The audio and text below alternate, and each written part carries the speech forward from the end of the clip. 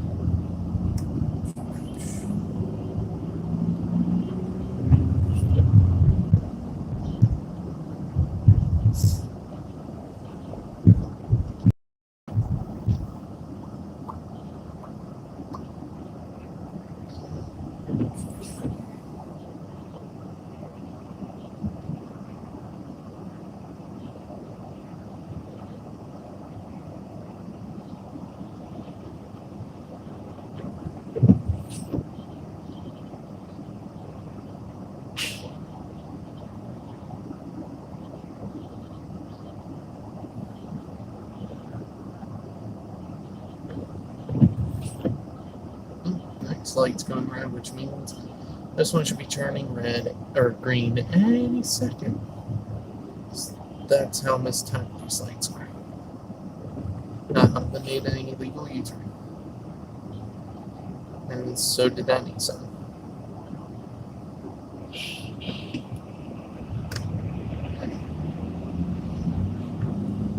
We're only a couple minutes in before I watched two people make U-turns.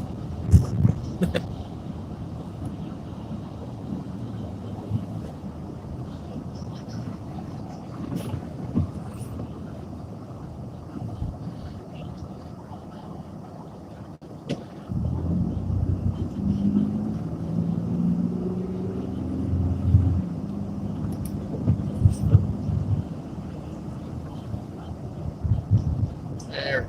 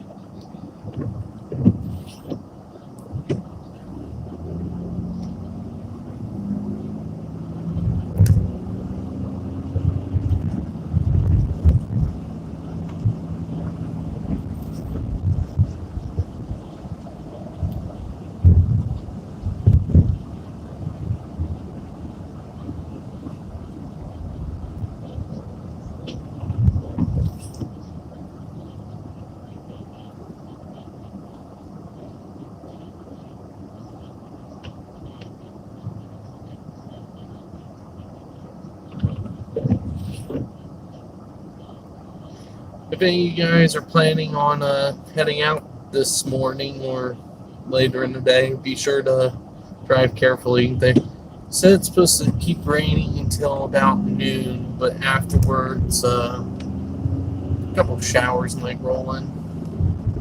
So remember the usual. Slow down, maintain safe following distances, all the other good stuff. Apparently, so far, it's been a heck of a mess on the Beltway. WBL has been reporting that there's at least 5 crashes that they know of so far. There's probably more. Because those are the only ones that are known to emergency services.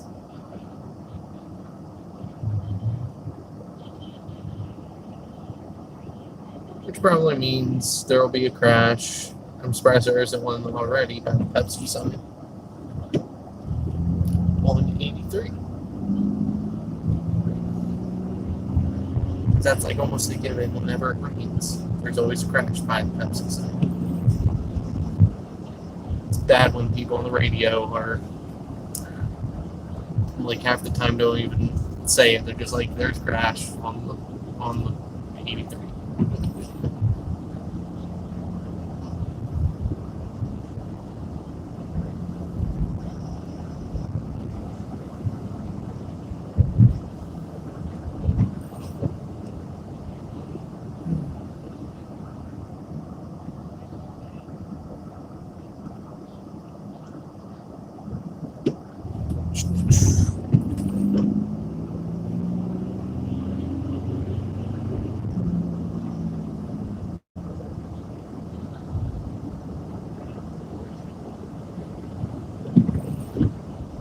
going through Johns Hopkins.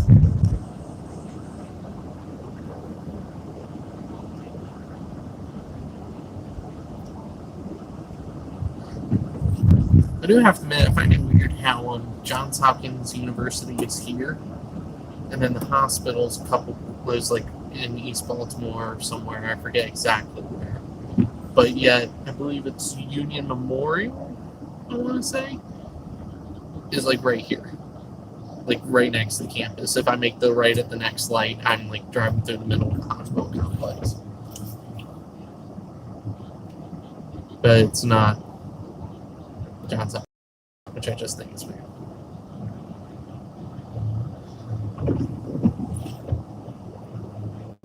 You gotta run the light, dude. Might as well. You're in the middle of the crosswalk at this point.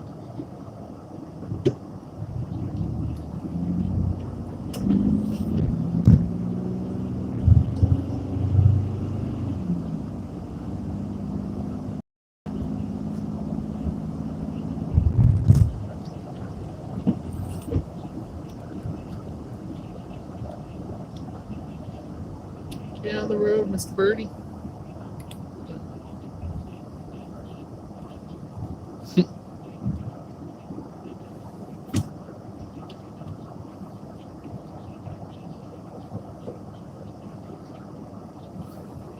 Can't tell what's eating.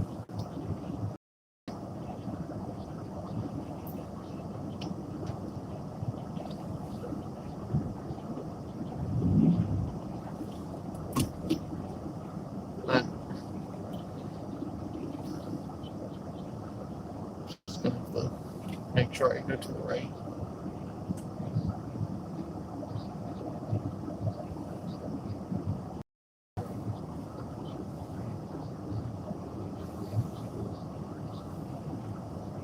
There it goes. That guy ran the light. I don't know if that I don't know if the camera caught it. Well, dash cam definitely caught it. I don't know about the live stream camera. And even they're turning this one down. Fun little fact, if you want to know a little bit about traffic laws and how people can interpret different things. In the state of Maryland, there's 2 separate charges for right on reds where people don't stop. You have the actual failing to stop for a red light, and then there's also a specific charge for failing to stop before making the right turn on red. So essentially, you could get charged with one of those 2. Although, it's better to be charged with failing to stop to make the right on red, because that's only a $90 ticket versus the $140 for running a red light. That's a little, and it's only 1 point compared to, I think, running a red light's 2. But,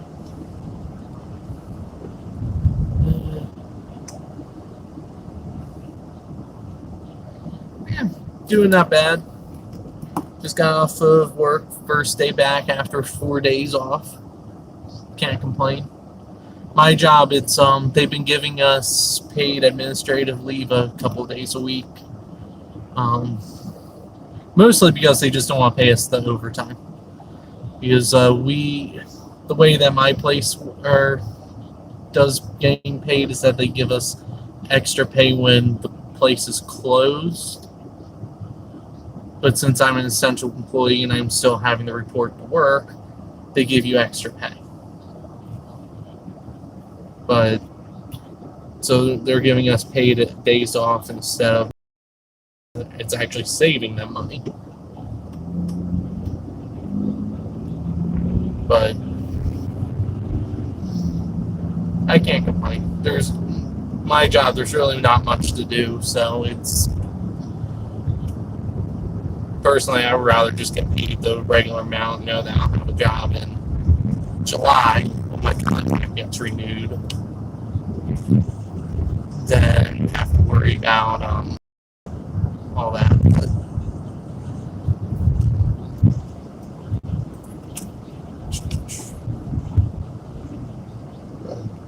But at least for the time being, I'll enjoy it while I got it. And I don't think that I won't have a job come July. It's just the way that I'm technically a contractual employee.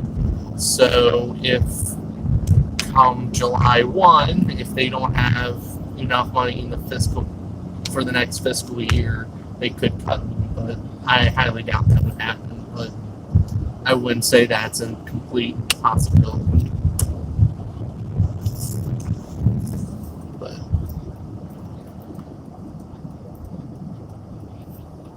hopefully by then everything's also straightening out and all that. I did read a newspaper, or not newspaper, a news article earlier.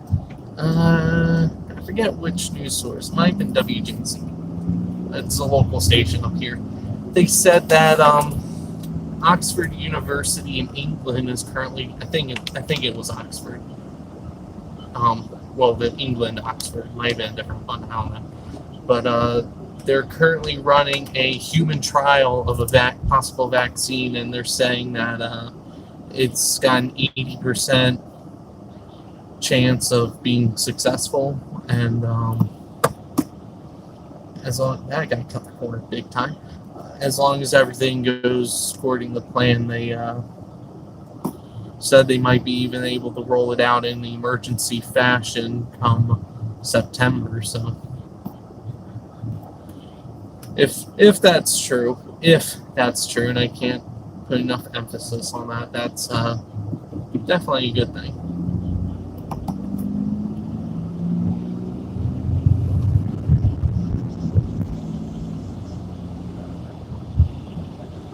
Loyola University.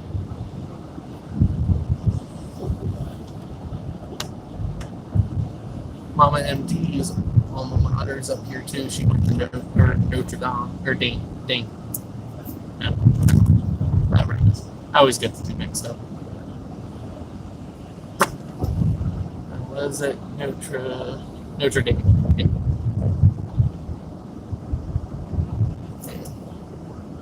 She came down here from New Jersey, went to school down here, liked it down here, and stayed.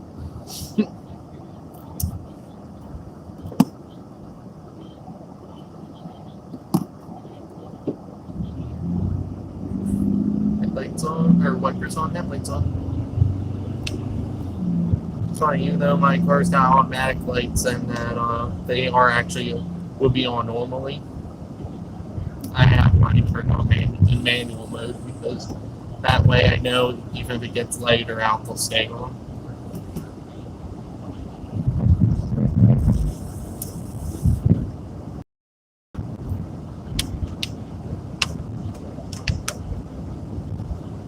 They call me old-fashioned, but I'll take an old 20-year-old car such as this over some of these newer cars. Some of these newer cars, they just, yeah, I'm only 23, but I'll sound like, I'm probably a boomer. But some of these newer cars, they just got so much technology in it that just, I don't know. I think that it's more of a distraction than something that people really need. Like some of these cars, it's like you can't use your cell phone while driving, but we'll put a giant touchscreen tablet as your center infotainment center. So I don't know.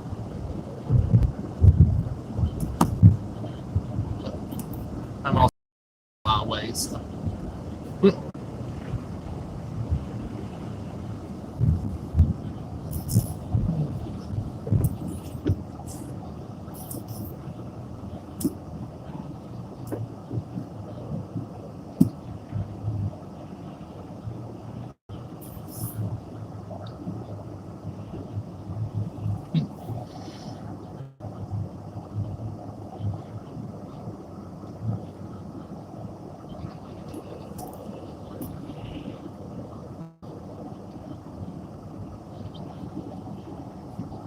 It's funny.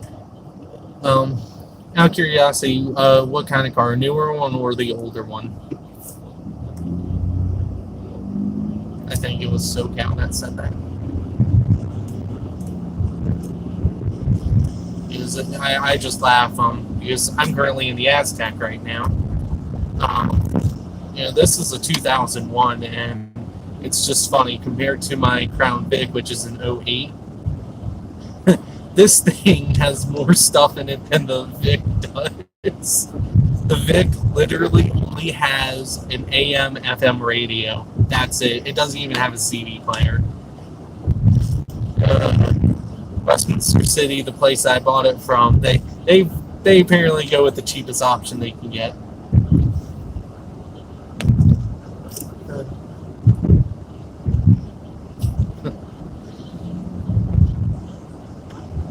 I love my Crown Vic, even though it's a gas hog, but I knew that going into it. Any car that has a V8 in it, it's going to be a gas hog. I tell you, I love it. I've had zero issues with it, and that's a car that when I had 102,000 miles on it, hard miles, a lot of idle hours. I don't know how many idle hours it had. I think they replaced the gauge cluster at some point, because when I got it, it said it only had 300 idle hours, which I can tell is bullcrap, but whatever. So I know it's definitely got thousands of idle hours, because Mama MD's old Crown Vic, which was a detective's car, had like 2,000 idle hours on it. So there's no way a patrol car had only had 300 on it. But I mean, I love it. Even though, by all standards, the engine's probably worn out and stuff like that. It starts right up. It idles great. You can have fun with it. The big thing that I'm looking forward to is that car, it's so much easier to work on. Everything's just right there. The Aztec, I love this car to death, but except for oil changes, I will take it to a mechanic for everything, because it is such a pain to work on this car. There's like hardly any working room. In fact, I guess it was a year and a half ago, almost 2. I had to get the alternator replaced in this.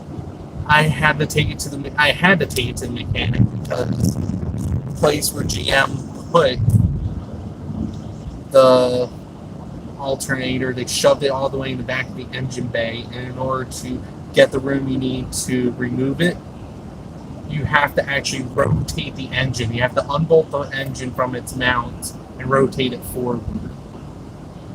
So I had to take this to get that done, because although I can't complain too much, I mean, this thing had a bad alternator and made it all the way from Baltimore to Carroll County, where I live in Carroll County, which is 30 miles, and this thing made it home on its battery, so I can't complain about that.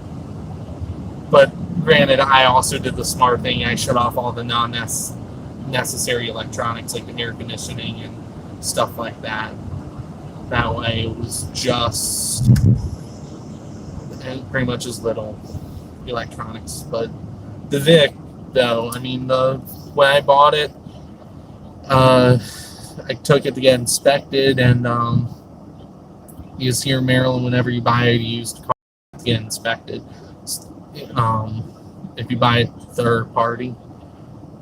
And the only thing that they nicked me for were sway bar links, which I was told by my mechanic probably didn't even need to be replaced, but sadly my mechanic doesn't do inspections. But one thing that I was kind of surprised, I'm not going to say where I took the car, but I took it to a tire shop, and my tires were apparently dry rotted to the point that they were essentially not safe anymore, and they never said a thing to me. A tire shop, someone that specializes in tires and stuff like that, and didn't say anything about them. It was a few days, like about a month after I got it, or got tagged and everything like that.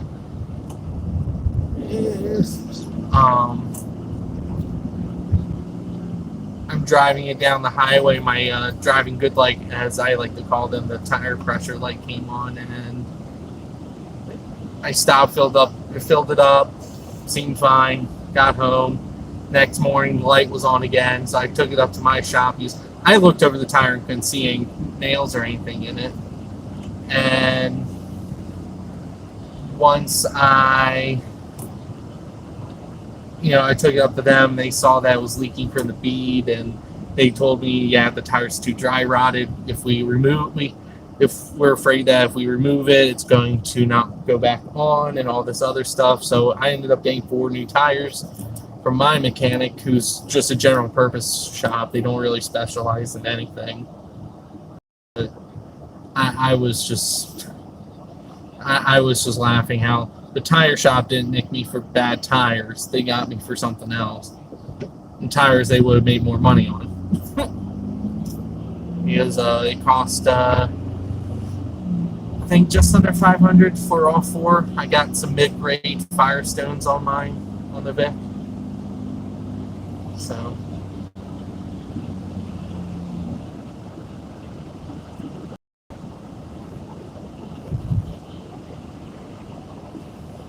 and then I did have to get a tune-up, but I was going to originally do that myself, but as always, life gets in your way, and the car beat me, and it started missing, and I didn't have the time to fix it myself, so I ended up having to take it to the mechanic, but let them deal with it. But again, that was something that I kind of figured was going to need to be done, because I highly doubt police department would, let's get the car tuned up right before we get rid of it. But although this was funny, so Westminster City was auctioning off 2 cars when I bought my Vic. Apparently I got the better one out of the 2, because the other one was 2005 with 130,000 miles on it. And Mama MD went to training one day, and she just happened to run into someone at this training, a sheriff's deputy from a different agency. And this deputy started talking about how he buys old Crown Vics and just old police cars in general, fixes them up and sells them. And found out that he's the guy that bought the other Crown Vic that they were auctioning off. And in order to put that one on the road, apparently he had to put over $2,000 worth of work into it. Meanwhile, I only had to put like $200 to get it street legal, or at least get it past inspection. So.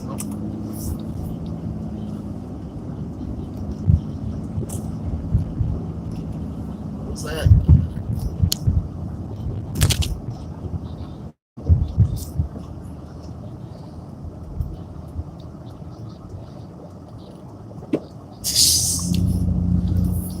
It's funny, when I first bought the Vic, I was doing DoorDash, and I'm still doing that. I would alternate my cars back and forth. I used the Aztec one day, the Vic one day, Aztec the next, and just go back and forth like that. That way one doesn't just sit for extended periods of time. And when I was door dashing, the Vic was averaging 15 miles per gallon. Now, granted, that was doing a lot of stop and go city driving. Now that I've been driving it more steady, doing more doing about half and half, I've been averaging about 19 to 20, sometimes 18 depending. But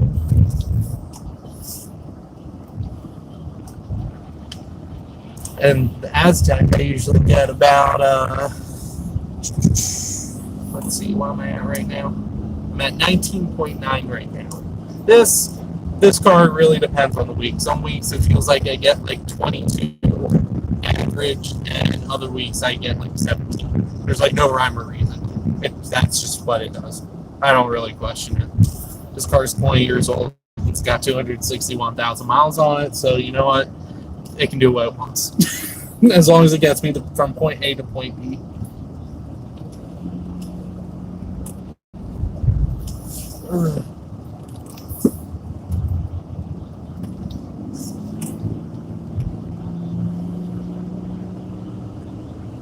But I do have to admit, in order for the Vic to get or similar gas mileage to this, that just says that V8 is actually pretty efficient if you think about it, because if an SUV with a V6 gets about the same, that's a pretty efficient V8, I would assume. I don't know.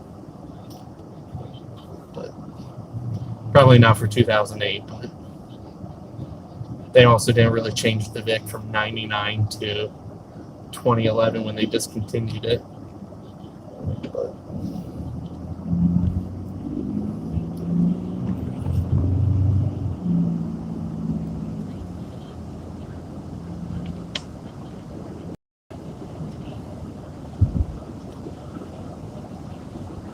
I do have to admit, one of the funny things too about the Vic, that one of its quirks that it has is sometimes when I close the door or trunk, there's apparently a loose wire somewhere that my lights will flash.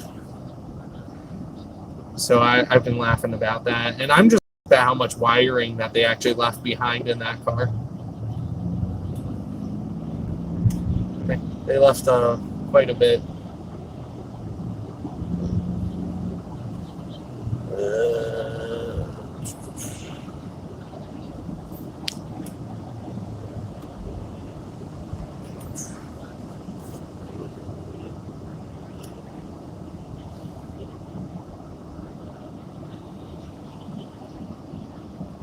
I had issues with this about a year and a half ago too. It was right after it was right before the alternator got replaced.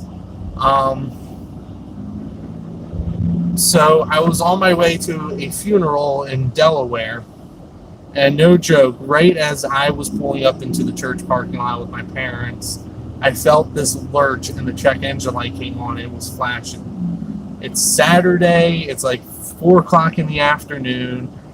All the dealerships are closed, all the repair shops are closed. I'm freaking out because I don't want to have to limp this back home, 2 hours with misfiring engine, because that's not good for a car. We first went to a Mr. Tire that was open, but when we got there, they were like, oh, we don't have any technicians on duty. So they recommended a Meineke down the road. I called a Meineke. The person on the phone was just rude. They couldn't get the car in, but she was just super rude anyway. So, yeah, don't go to the Meineke there. I forget where it was. Somewhere near, I forget. Lake Louise or something like that. I think that's what it's called. I forget exactly. But somewhere around there. And then I just, I kind of figured it was a lost cause, but I tried a little mom and pop shop. They answered the phone, and they actually pushed us to the front of the line, since we were there for funeral. We were there for a funeral. It wasn't like we were there for leisure or anything like that. And so they pushed us to the front. They gave this car a tune-up and replaced the coil pack that went bad. That was part of the issue. It was primarily the spark plugs needed to be changed, but they also diagnosed that my coil pack went bad because they were detecting another misfire, but it wasn't like bad enough to trigger a check engine light.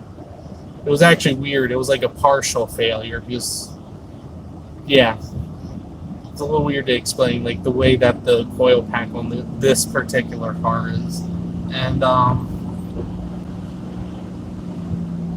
so the car when it was there, the car kept stalling. But they said that it was most likely an idle air control valve, and they said that it should get you home. You guys can take it to your mechanic, yada yada yada.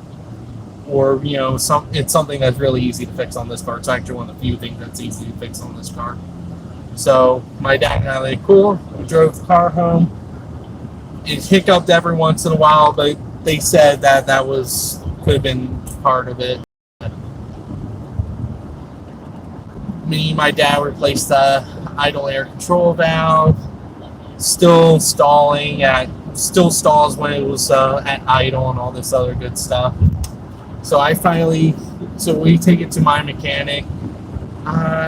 They diagnosed it as a bad wiring harness at first, replaced the wiring harness. The car ran fine for a day, had no issues. The next day, I'm driving it to work, and it dies as stopping at my bank, which is in Townsend. It dies at a stoplight. I'm like, you gotta be kidding me. So it started up, got it home, or went to work, got home, dropped it back off at the shop. It took them over a month because the way that this car, the car's computer wasn't detecting it properly. So they had to go old school with this thing, and it actually got to the point where there was a Grand Am that had the same engine as this in their lot for something else. They actually borrowed parts off of that Grand Am, and they were putting it on. Hello, that guy's going a little fast. And they started putting it on this, and they finally were able to diagnose it as a bad. Got the police. It's the head. They finally diagnosed it as a ignition control module. That's what they finally diagnosed it as. But yeah, it didn't give them any type of codes or anything. It just kept stalling out, and it was bad. But after a month, they finally figured it out and got me back on the road. But it just goes to show that sometimes, with cars, computers, and stuff like that, they're great. But when they don't pick up issues and stuff in that case, it's they have to go back to the good old days and try to figure stuff out the old-fashioned way. But I really haven't had any problems since. I just had to get the throttle position sensor replaced on this. Because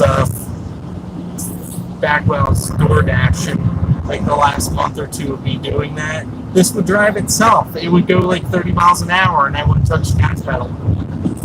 So, yeah, I had to get that fixed. That was fun. There's nothing more scary than having your car accelerate without you touching any of your pedals.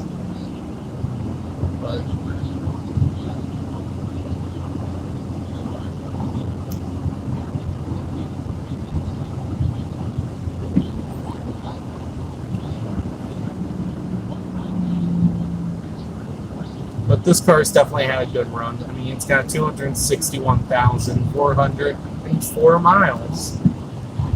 Don't get me wrong, it's had its problems and still has its issues now, but personally, it has never left me stranded on the side of the road. Whenever it's had an issue, it's been able to limp itself home and all that. I mean, even when this thing had a full-blown transmission failure, we were in Landover, Maryland, which is just outside of Washington, D.C., made it all the way home to Carroll County under its own power. It slipped gears like no one's business, but it somehow made it home. So,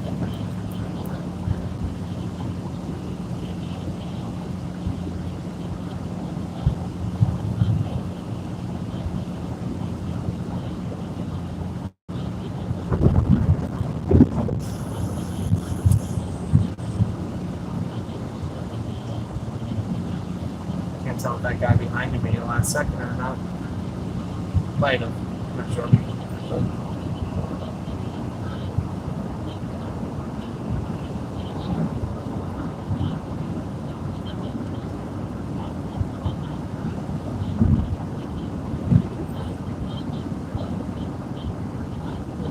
Perfect time.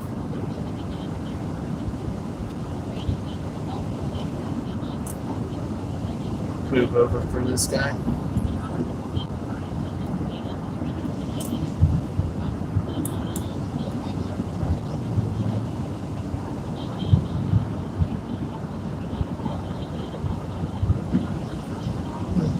hey, these are great cars. Don't get me wrong, they have their issues, but again, I can't complain about this one.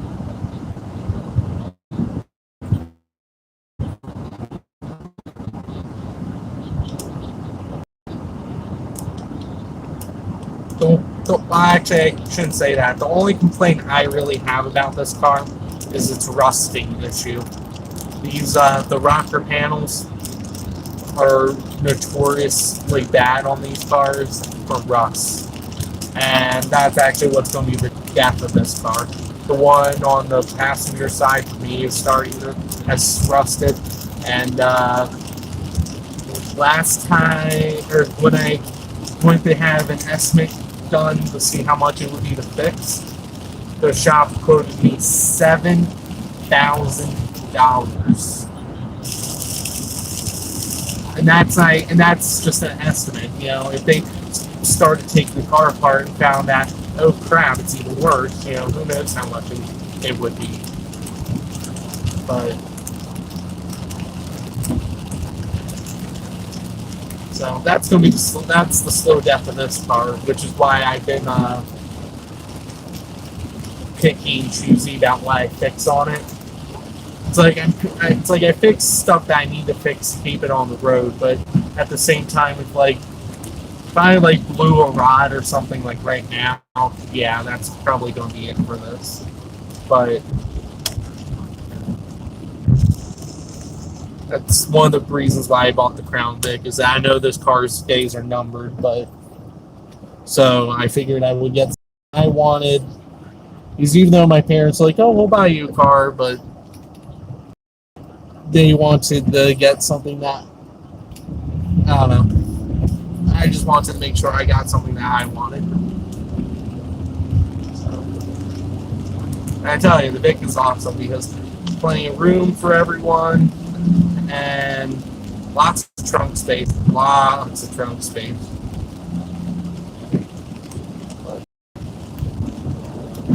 The only issue with my Vic right now is that is that it didn't come with a spare tire.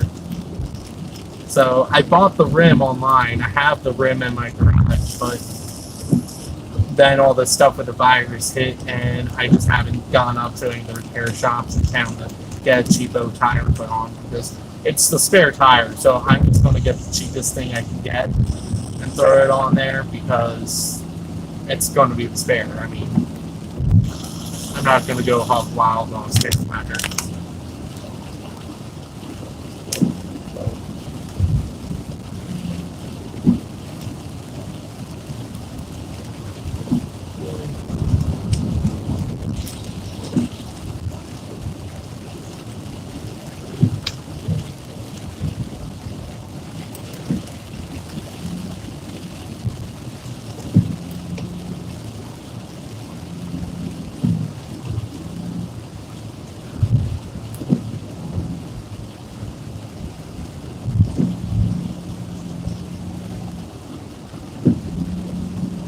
Maryland's weird flashing red light, your red arrow.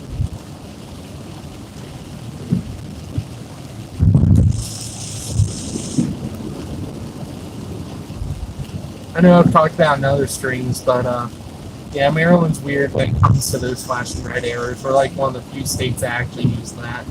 I know a lot of other states like South Carolina, Pennsylvania, a whole bunch of other ones have started using flashing yellow arrows instead of those traditional dog house style lights where you have the protect to turn, yellow protect to turn, and then it goes to the normal function or whatever. Kind of like the one that's right here that we're pulling up to. But they started using the flashing yellow instead, and for whatever the reason, the state of Maryland's manual of manual of uniform control devices, I think it is, the MUTCD, for whatever the reason prohibits flashing yellow arrows, those hawk lights, I think is what they're called. They're like the ones that Halo has had in his videos in the past, where it's the alternating flashing red lights and pedestrians cross, where it's like flashing yellow, then light turns red, so the pets can cross, and then flashes red, and then goes back to yellow. Those are prohibited, and purple signage for like Easy Pass was prohibited. But recently, they made exceptions to that, and they started using the purple signs here. And they also are testing a hawk signal down in, I think, like PG County. It's either PG or Montgomery down near College Park somewhere. And so they are trying it. And quite frankly, I think a couple of that guy didn't stop. A couple people or a couple places need to have that light, because like there's this one light on Charles Street. It's so stupid. They put in a traffic light for a dead-end alleyway. A dead-end alleyway. And they probably put it in because of the pedestrians wanting to cross there. But they have this traffic light on like normal cycle, so even when there's like no one around, it goes red and holds up Charles Street. And it's just so stupid. But so that would be like a great place to have that hawk light or whatever it's called, because then Charles Street would be interrupted there unless the pedestrians wanted to cross, and then the light would cycle through. Or if someone pulled up to the stop sign and was sitting there for a long time, and then the light could go red or whatever, so the car could pull out. But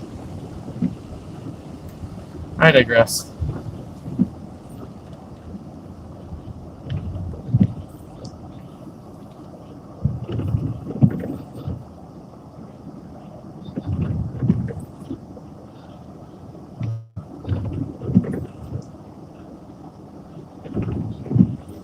This is also one of the few intersections in Maryland where U-turning traffic has to yield the right turns.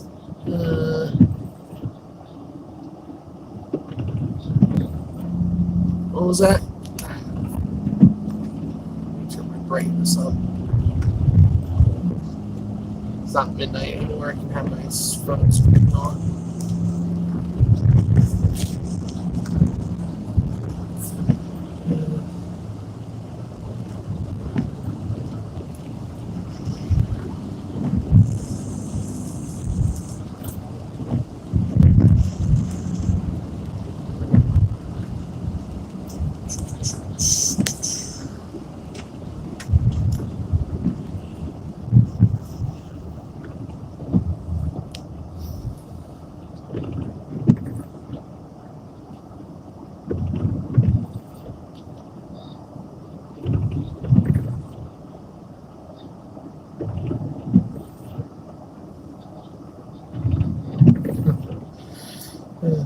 I tell you, the one intersection 140 that I will say is the worst is Engler Road.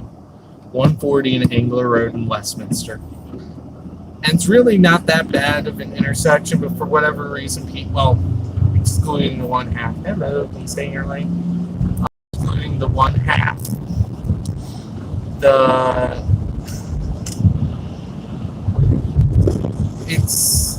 It's really not that bad of an intersection, but for whatever reason, people just treat it like it's...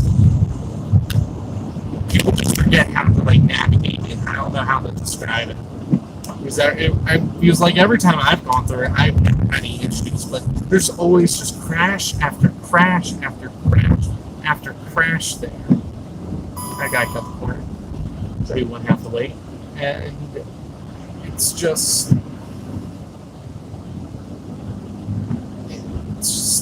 It's just insane at that intersection.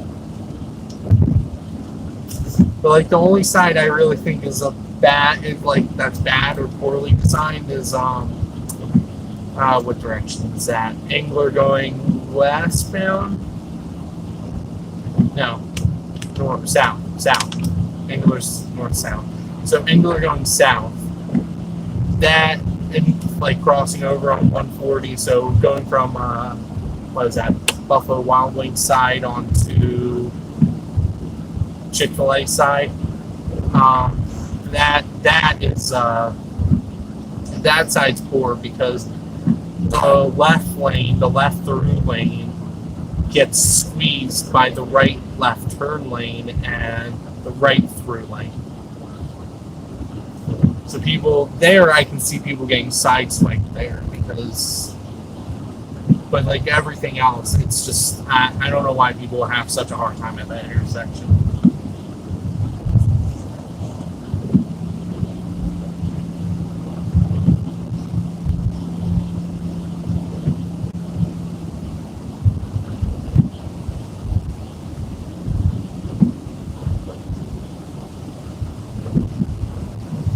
I'll be actually heading that way in a little bit because I need to get gas, and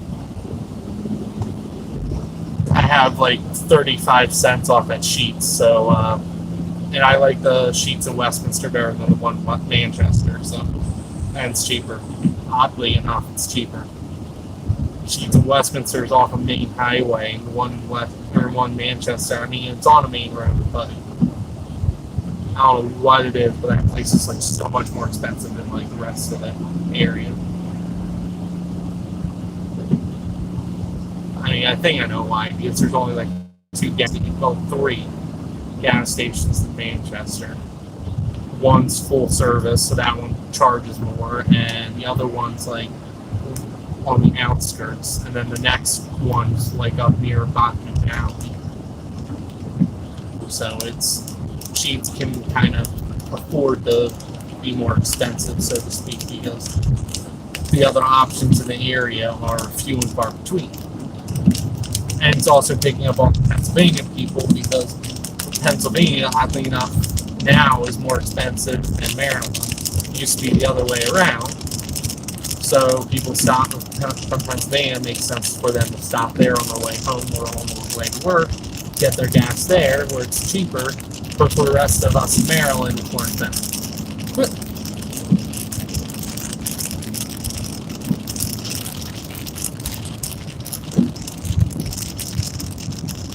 Got the guy crossing the two crosswalks. Standing in the middle of the road staring at his phone. That's smart. That's how you win the Darwin Award. That's another issue that's on 140. I mean, not really this stretch. I don't hear many pedestrian involved crashes along here, but there are a lot of pedestrian involved crashes on Route 140 in Westminster. A lot.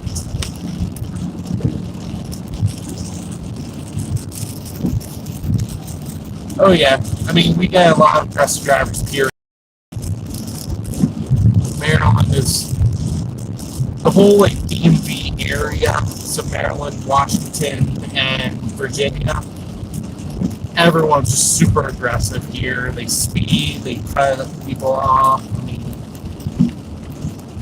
it's worse in like PG County and Montgomery and stuff like that, because DC is more populated, the DC metro area is more populated, or at least more densely populated.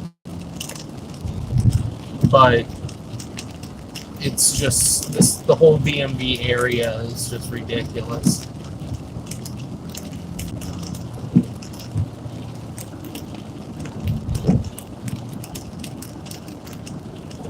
Well, it's funny because a lot of the times it's not necessarily people sucking at driving here, it's just they're super aggressive. So like everyone else would be doing the speed limit, and then you get the one guy that's just doing like 80, weaving in and out of traffic, cutting everyone off. But it's just like, but here it's like it's not just one guy, it's like multiple people. You also got a lot of people that don't understand the turn of your headlights on when it's raining out. But it's just, yeah, like Maryland just in general is, everyone's just super aggressive when it comes to driving. And it's funny.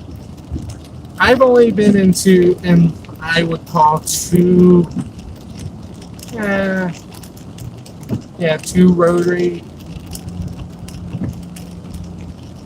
road rage incidents, I guess, if you will. And all my road rage incidents haven't been in Baltimore, which you would think would be where they would happen. They were both in Carroll County, and they were both with other people who were in the wrong. I remember the one guy, he couldn't wait like it was a white pickup truck, he couldn't wait like 2 seconds for me to either get out of his way or to make my turn or whatever, and he cut super close to my car. I thought he was actually going to make contact for a second, so I started laying on the horn, and he just completely ignored the fact, yelled something out his window, and when I drove past, I admit I wasn't mature. I will fully admit this. I flipped him off. Not proud of it, but you know what? Whatever. We're human. We do stuff. Anyway, I moved on with my life. I went to my next delivery to go pick up my next order for DoorDash and yada yada yada. I'm leaving, walking out to my car. He actually had circled the parking lot trying to look for me again. And he started mouthing off at me like, I'm going to shove that finger up your butt, yada, yada, yada. And I'm just like, really, dude? Really? You're the one that like almost hit my car. You're going to be the one that's getting bent out of shape. It's like, I've already moved on with my life. Yes, I flipped you off. Yes, I wasn't mature in that aspect. I should have just went along with my day or whatever. But it was just like, he was just so angry about it. And then it was funny, in that same parking lot back in Christmas, or closer to Christmas, I wasn't working for DoorDash anymore, but I was doing some last minute burger gift getting and stuff, and was in that same shopping center, and this blue Toyota making a left turn failed to yield to me. We were both stopped letting a pedestrian cross. Pedestrian finished his crossing, so we both started to move again. And we got into that like good old fashioned like Mexican standoff. We both kept hitting the gas and brake at the same time. And the guy started like throwing his hands up, or the passenger, not even the driver, the passenger, started throwing his hands up, waving at me like he wanted to fight. And it was just like,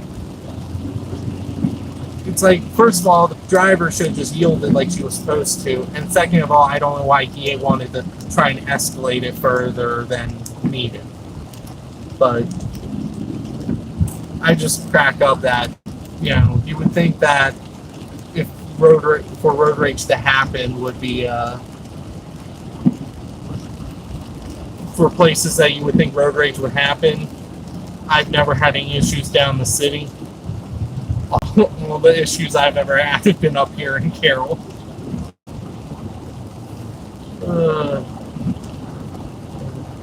Right now, we're probably on one of the more dangerous parts of Route 140. People turn out of the full moon right here, and I guess they misjudge other cars' speed or don't see them. I don't know. But they'll pull out in front of people and just get creamed pulling out of that place. Or they're like making the left turn or whatever to get into the place. And they'll just get creamed. I'm really surprised State Highways hasn't just, they're like, you know what, no more left turns, put the Jersey Wall or something up.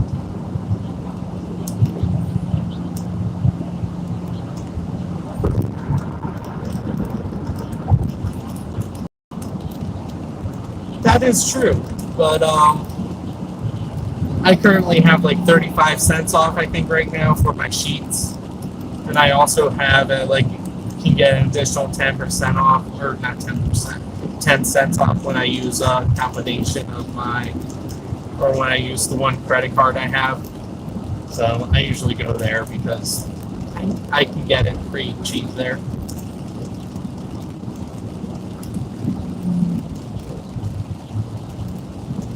Which I would recommend, actually. I'm usually not like that big in the brands and stuff like that, but to me, gas is gas. I don't really care where it comes from because it's so well regulated here in the United States. it's it really doesn't matter where you go at this point. Even if you go to like that shady place or whatever, the gas still has to meet certain specs. Where you run into issues is when when the gas stations don't take care of their crap and like the tanks start leaking and stuff like that, water gets into the system. But typically it's for me, gas is gas. I'll just go to wherever.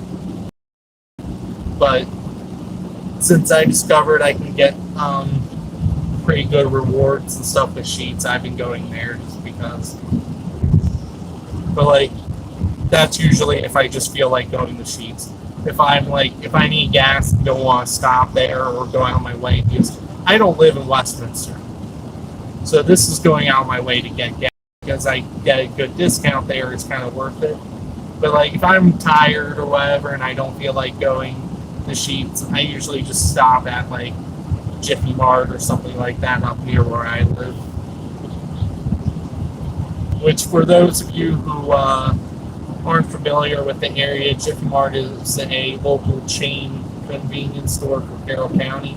Although, who knows what's going to happen with them, because Tevis, who used to own them, sold all the stores off. So who knows what's going to happen with all the store names and stuff like that.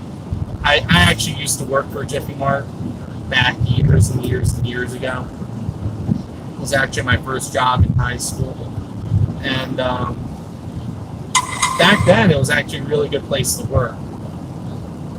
But because as a cashier in high school, I got paid higher than minimum wage. I could get health insurance if I wanted it. I didn't take it because obviously I was under my parents. Didn't need it. But I could get health insurance if I worked the next amount of hours. You got paid vacation days. You would get sick leave. It was actually a really good place to work as a cashier. You could even get profit sharing if you stayed there for like 2 years.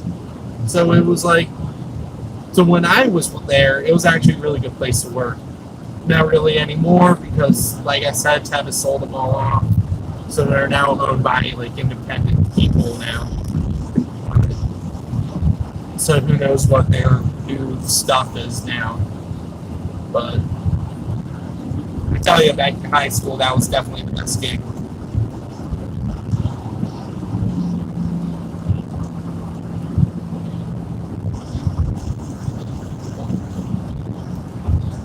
I love it. I'm one of the few people, I like Sheets and Wawa. Now, here's how I describe them. Sheets, when you want food, Sheets is the place you go to when you want something greasy that you just know is bad for you. Because Sheets is pretty much deep fried everything.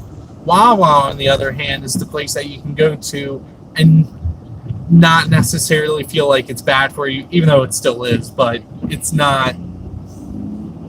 It's in my opinion, the food tastes better at Wawa. But like I said, when you just want that greasy fast food, like deep fried anything, whatever, you go to Sheets. But like Wawa, I love their breaded chicken sandwiches. I love their smoothies, coffee, and all that other good stuff. But Sheets, again, I just, I think both places have their little niche, so to speak.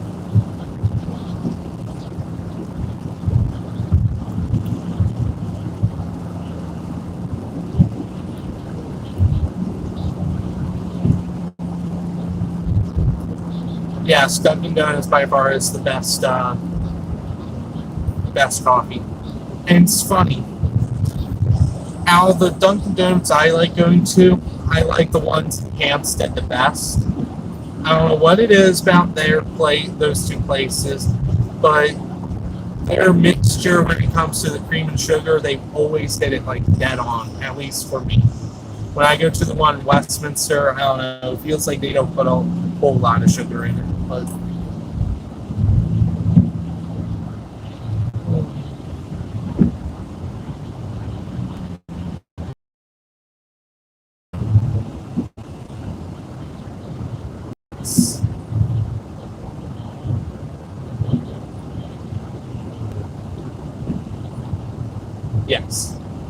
I just still don't understand why.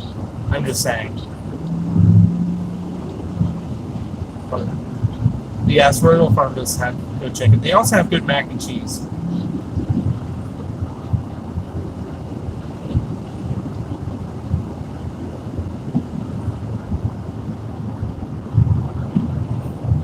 What does this say? No, it's probably not.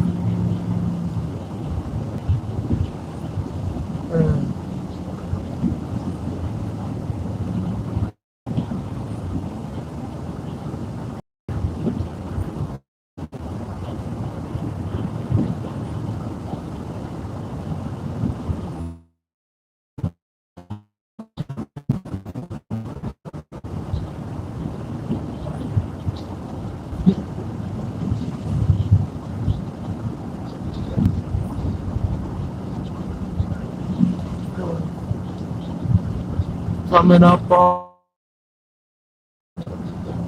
the MBA branch where I got my driver's license back in 2013. Yeah, I can't believe I've been driving for 13 years. Or 13 years. Why did?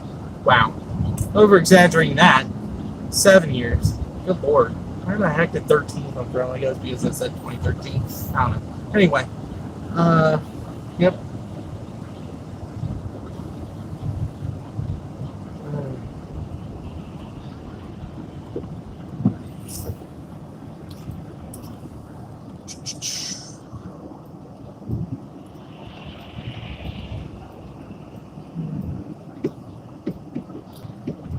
And you get that.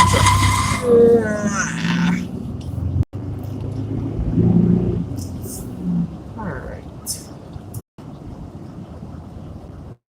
Well, looks like I'll be waiting for a pump. Maybe. Oh, let's see. So I can guess. Okay. The other one's open. Yeah, that one is.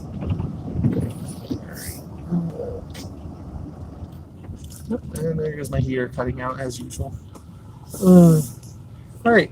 I'm not going to end the stream. I'm just going to leave it going for a few minutes while I go prepay and stuff. But so you guys can hang out in the chat or whatnot.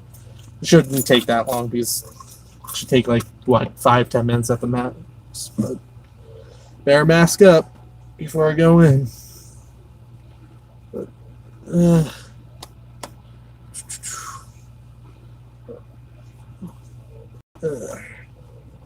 come on. I hate these masks, by the way. I can't wait until we don't have to wear these anymore. All right, BRB.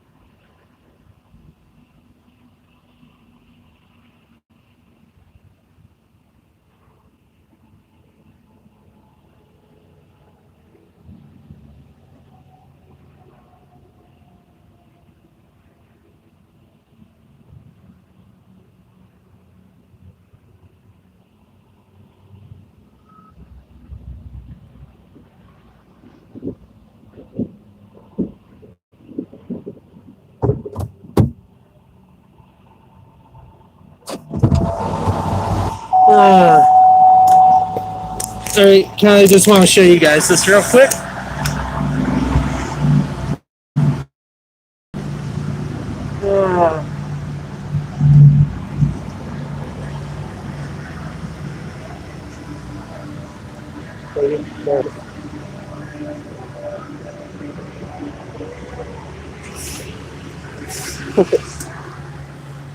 That's why I came here. Ugh. Ugh.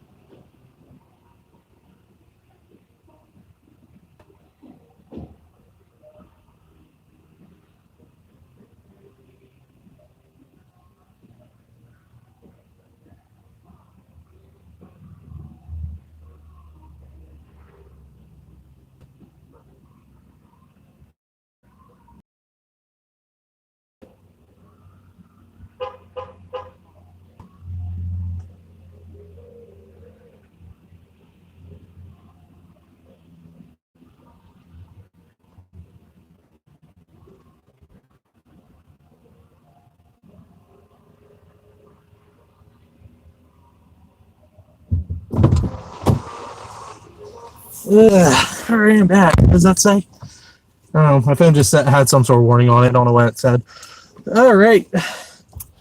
Total damage was 2483 for 14.8 gallons. Not bad at all.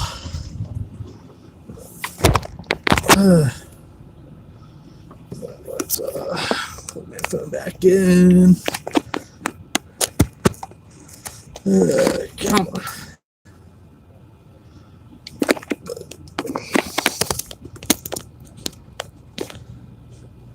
All right.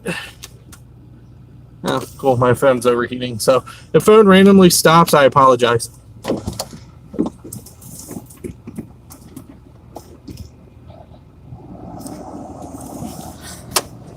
Let's do this.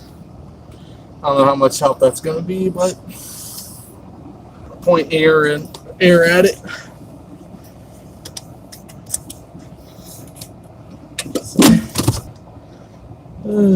All right. And use 14.3.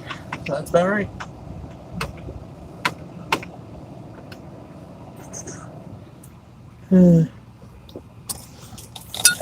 Come on.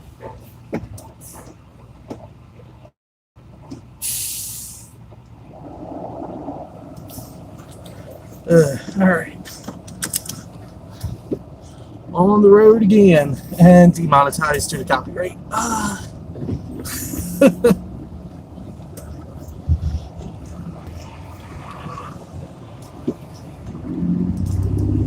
If I may ask, what station?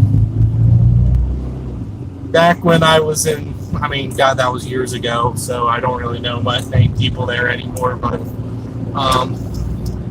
I used to I was a junior at Hampstead.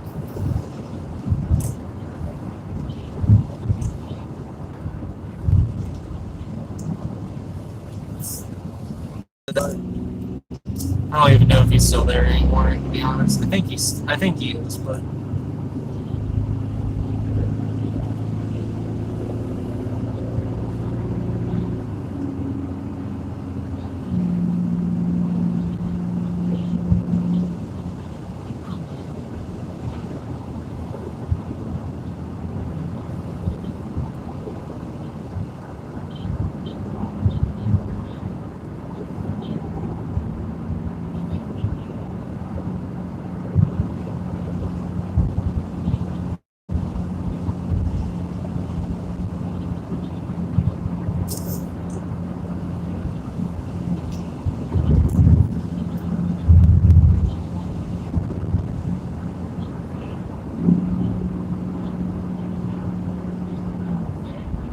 you may actually know my mom. She works up in this area. She's LEO up in this area, so you actually might have run into her on some of your calls.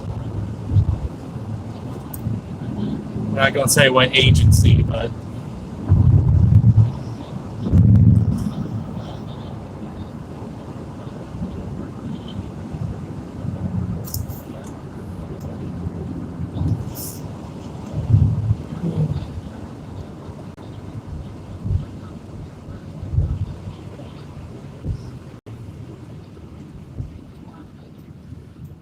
going to cut through downtown Westminster just because I feel like it.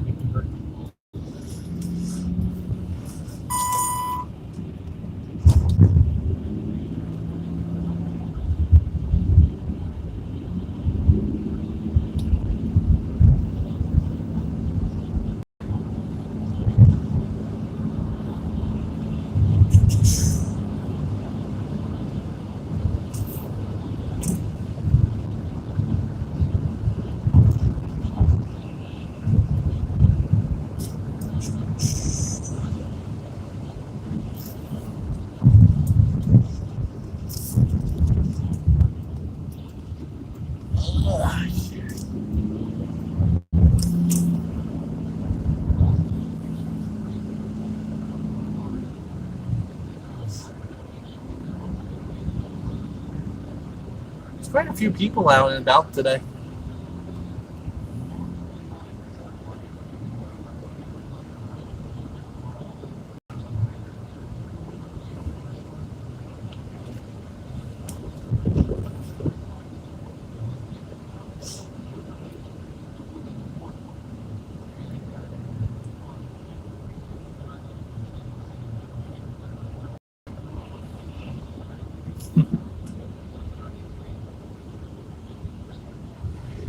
All right. Good day, Mr. Rover. Be safe out there.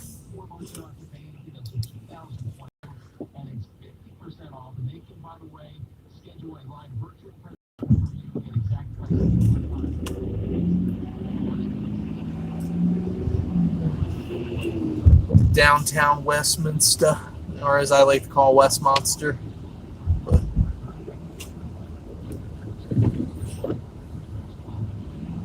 Contrary to what some people say and call it Westminster. I don't know where the extra I comes in, but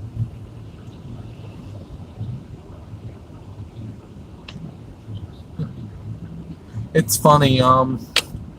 So a couple years ago, I did an internship with Westminster Police here, and I was talking to one of the dispatchers, and they were telling me they actually surprisingly get a couple calls from both Westminster, California, and Westminster, Colorado. People will call them. I guess they just Google Westminster Police, and for whatever the reason, Google's like, we're gonna put your number up first, and the people don't like check the area code or anything first, so they'll call Westminster, Maryland, and start giving out addresses, for places in Colorado and or California, and they'll be like, we don't have that road here, and they'll be like, yeah, it is, I'm looking right at it, and they're like, what state are you in? What do you mean, what state? I'm in Colorado. You just called Maryland. Click. They would hang up or whatever. Apparently it's happened a couple times.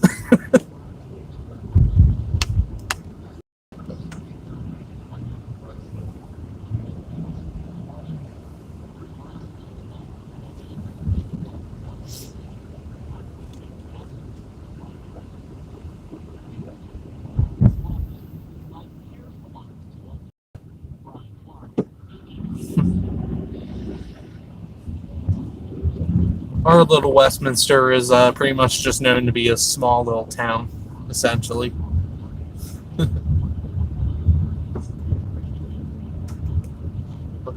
But there's the infamous bench in front of the library. Oh my God, just go! Oh, Lord have mercy.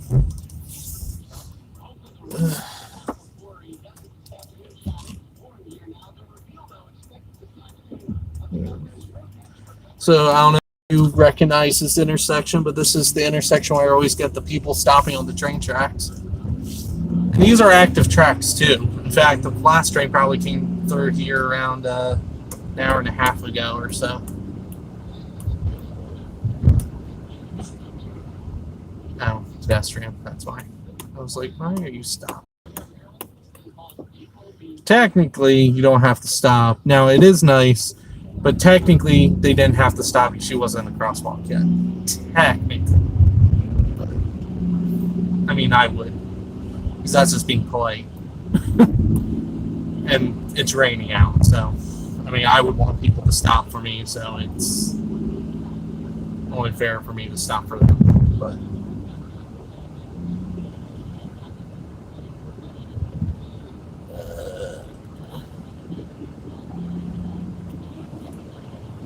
flashing greens? I haven't seen that. I know that intersection, all the lights will turn red except for left turning traffic going northbound on 27, the road I'm on right now. All the lights will go red, and then the flashing red lights will come on, and the only road that gets the only people that get the green are people making the left from northbound 27 onto, what is that, West Main Street.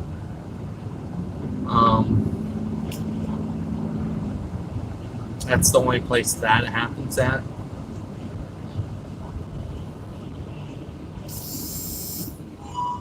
But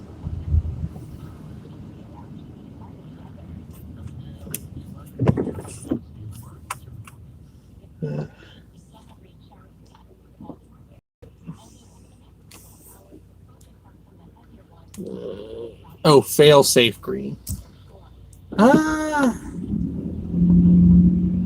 I'm not sure what that is. Is that like, I guess, right before the train comes through, they give the intersection the green so people that may be stuck on the tracks can go through?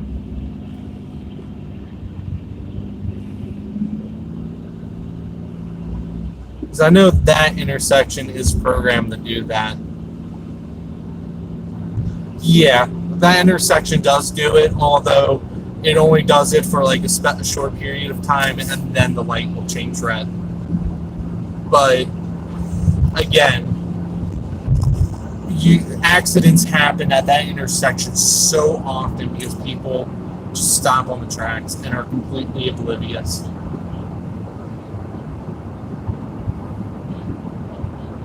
They, I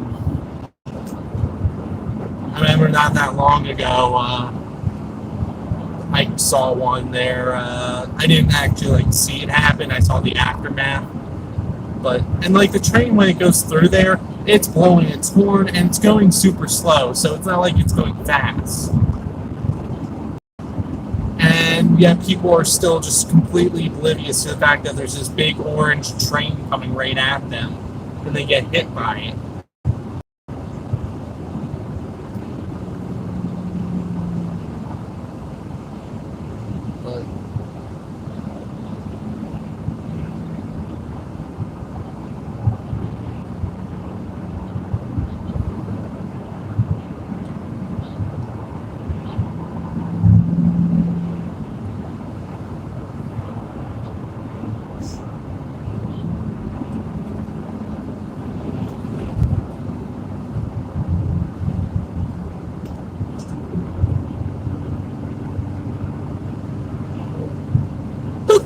Excuse me.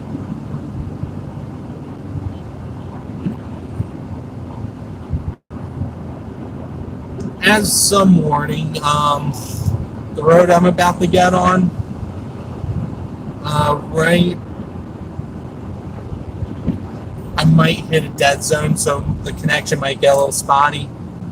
So it might lose signal for like probably a minute while I go through the valley, but it won't be long. It'll just be a quick glitch. It won't be like the other day where I took Falls Road and I had no service for like 5 minutes, so it won't be like that. And sometimes you don't even lose signal. It is.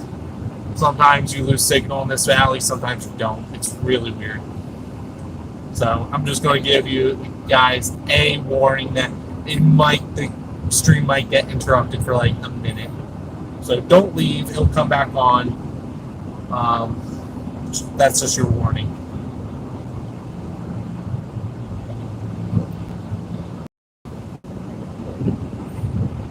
It's right down at the bottom of this hill, so. Well, not that any problems with cell service except here. For this area is just, because of the valleys and stuff, it's just full of dead zones.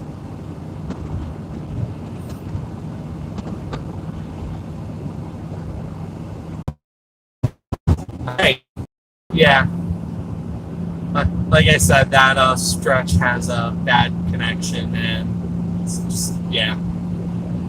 So hopefully the stream starts back up for you guys where you refresh it and it starts working again, but for the few people that were in here. But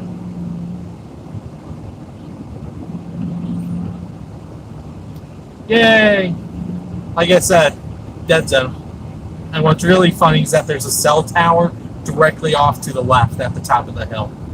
So I don't know, I guess it's not a T-Mobile tower or whatnot. It's probably like Verizon or one of the other services, but it's just, I crack up. There's literally a cell tower right there, and I always lose signal.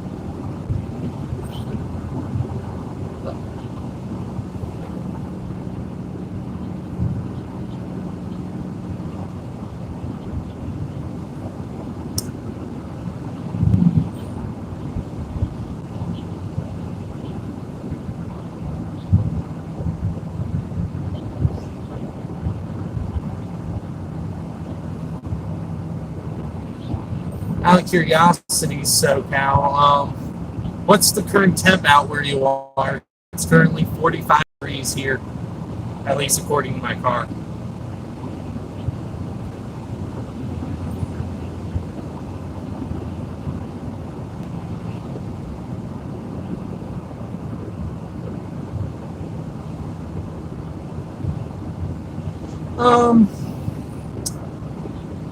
In all honesty, not much. People actually, in my experience, at least in this area, tend to actually be pretty good about passing. Usually the only places, like the only place I've ever really had problems with people illegally passing is actually down in Baltimore. I've only been illegally passed. Well, actually, no, I've been illegally passed up here too. But that guy was actually road rage. I don't really consider that a road rage incident, but the guy was angry that I passed him. When you first come into Hampstead on Route 30, there's a passing zone for northbound traffic in front of Joseph A. Banks, and this dude's doing 35 and a 50. I pass him, and he got, that I passed him, so he comes flying past me on the double yellow afterwards. But,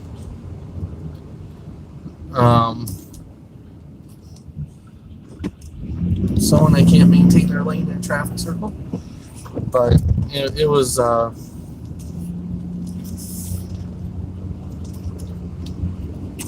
yeah, that really was, but on that road in particular, no. I've only been illegally passed on Falls Road down in the city and Route 30 up this way. But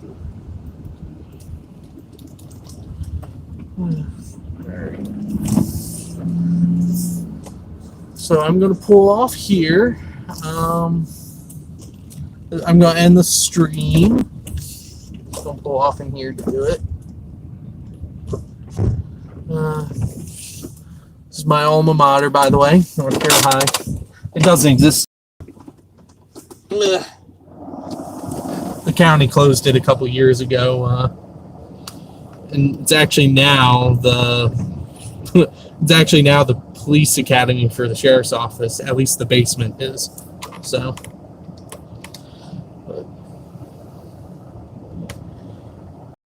Yeah, I'm going to end the stream here. I'm also going to have to turn my heat back on because my window is starting to steam up really bad for no reason. I mean, at least it lasted all the way here. But so, all right, I'm going to end the stream here. Everyone be safe.